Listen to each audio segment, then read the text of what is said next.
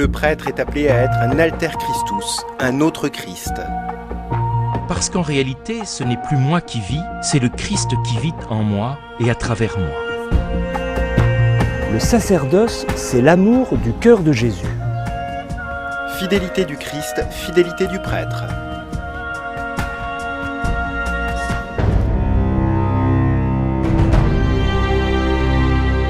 Une des phrases les plus émouvantes du Saint Curé d'Ars à propos du sacerdoce est celle où il dit que le sacerdoce est l'amour du cœur du Christ.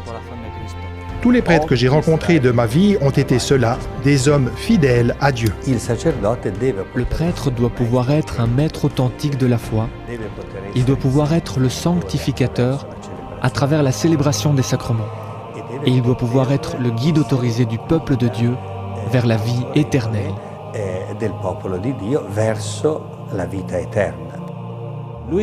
Il a été transformé, choisi par Jésus, appelé par Jésus, afin d'être vraiment un pasteur, un prêtre aujourd'hui.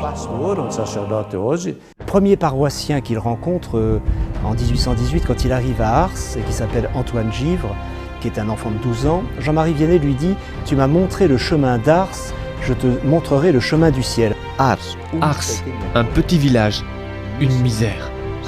Si matériellement Ars est petit, plus petit encore, il l'est spirituellement. Le curé d'Ars était littéralement hanté par le salut de ses paroissiens, de tous ses paroissiens, et je dirais même en particulier et d'abord les plus éloignés, les plus hostiles, les grands pécheurs. C'est un instrument de Dieu, un prêtre qui se fit instrument de Dieu, luttant contre le démon, contre la mondanité et luttant aussi contre sa propre fragilité. Parce qu'au bout du compte, c'était un homme. Et il s'est engagé dans une mystique d'exigence et d'esprit combatif qui fut réellement admirable. C'est le Christ qui, par les prêtres, déverse sur l'humanité tout le trésor du bien qu'il est venu apporter sur la terre. Nous sommes les prêtres comme un pinceau dans les mains de l'artiste, et l'artiste, c'est Dieu.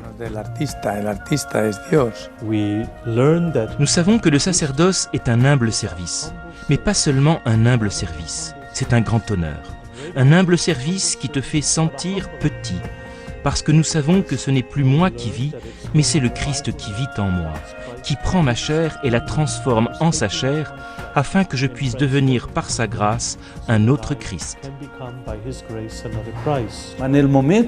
Au moment de l'ordination, lorsqu'il reçoit le sacrement, par l'action de l'Esprit Saint, il est transformé et configuré au Christ, chef et pasteur. Il est certain que le sacerdoce est un laisser-faire, un abandon. Je le crois et j'en suis convaincu. C'est Dieu qui m'a appelé pour une mission particulière.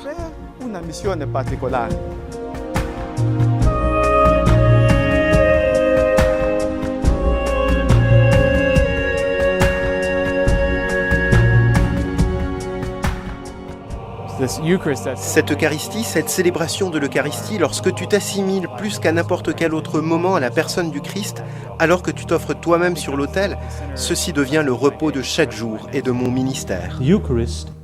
L'Eucharistie fait l'Église. L'Eucharistie maintient l'Église. L'Eucharistie complète, pour ainsi dire, l'Église, car elle est la médiation de la vie du Christ. Lorsque nous célébrons l'Eucharistie, nous disons « Prenez et mangez, ceci est mon corps ». Nous ne répétons pas les paroles comme un simple souvenir. En fait, nous agissons en la personne du Christ. Nous offrons intégralement notre personne, nos lèvres, nos mains, au Christ lui-même, afin qu'il continue d'offrir au Père cet unique sacrifice rédempteur, qui est le sacrifice de la croix. Une église sans prêtre est un non-sens. C'est comme si on renonçait à la présence du Christ, époux de l'église, mort et ressuscité pour notre salut. Car c'est le prêtre et nul autre qui rend le Christ réellement présent. Il doit présider la communauté, aimant cette communauté et donnant sa vie pour cette communauté. Comme Jésus a dit, « Je suis le bon pasteur qui donne sa vie pour ses brebis ». Alors le Saint Curé d'Ars nous communique sans doute la plus belle définition de la paroisse. La paroisse est une communauté eucharistique. D'où la nécessité de la messe dominicale, l'adoration du Saint-Sacrement, et puis aussi la beauté de la liturgie. Lors de la Sainte Messe, le prêtre en tant qu'homme doit disparaître et laisser l'espace à Jésus, afin que ce soit lui qui parle, et lui qui se présente à l'Assemblée.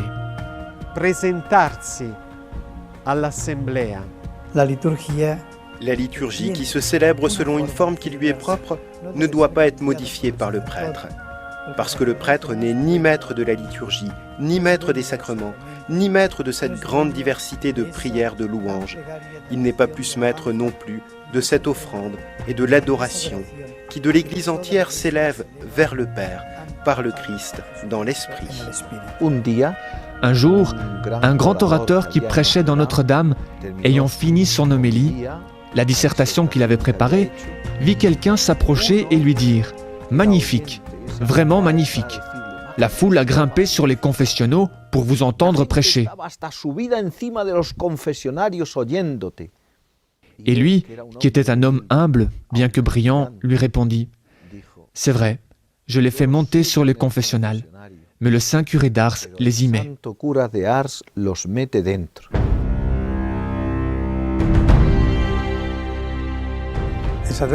Il y a deux moments dans lesquels le prêtre est irremplaçable. Nous pouvons être substitués pour de nombreuses tâches, mais il y en a deux où cela est impossible, la célébration de l'Eucharistie et le pardon des péchés. Un des aspects les plus importants de ma vie en tant que prêtre est la confession, dans laquelle je peux palper l'action de l'Esprit Saint, qui console, qui purifie et qui lave. Chacun d'entre nous est appelé à retrouver à tout instant l'essentiel de sa vie et de son ministère, surtout dans un contexte culturel dans lequel il a été tenté de supprimer de nombreux aspects, tentations d'activisme, en résumé de se disperser et de se centrer sur ce qui ne constitue pas l'identité du ministère sacerdotal. Dell'identità del ministero del sacerdote.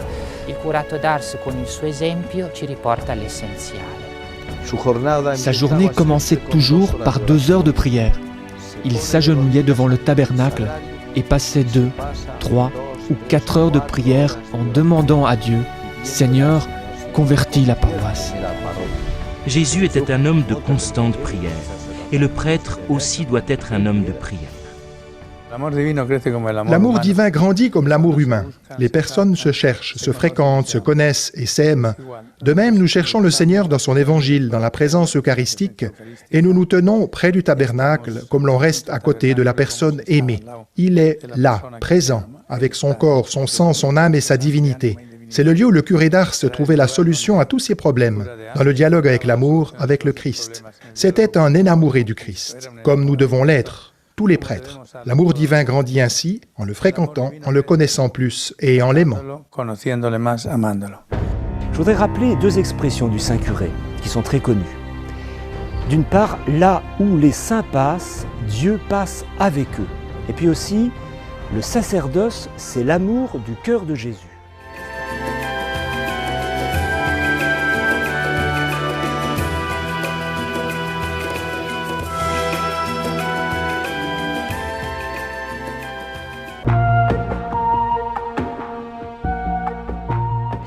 Précisément, nous voyons dans le curé d'Ars un prêtre qui ne s'est pas contenté d'accomplir extérieurement le geste de la rédemption.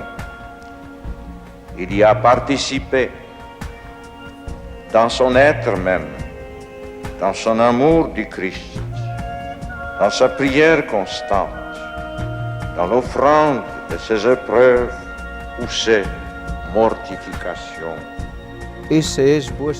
Voilà votre modèle, le saint curé d'Ars, amant de la parole de Dieu, amant de la Sainte Vierge, amant de sa vocation personnelle, amant de la croix, amant de la prière, amant de l'Eucharistie, amant du salut de ceux que le Seigneur lui avait confiés.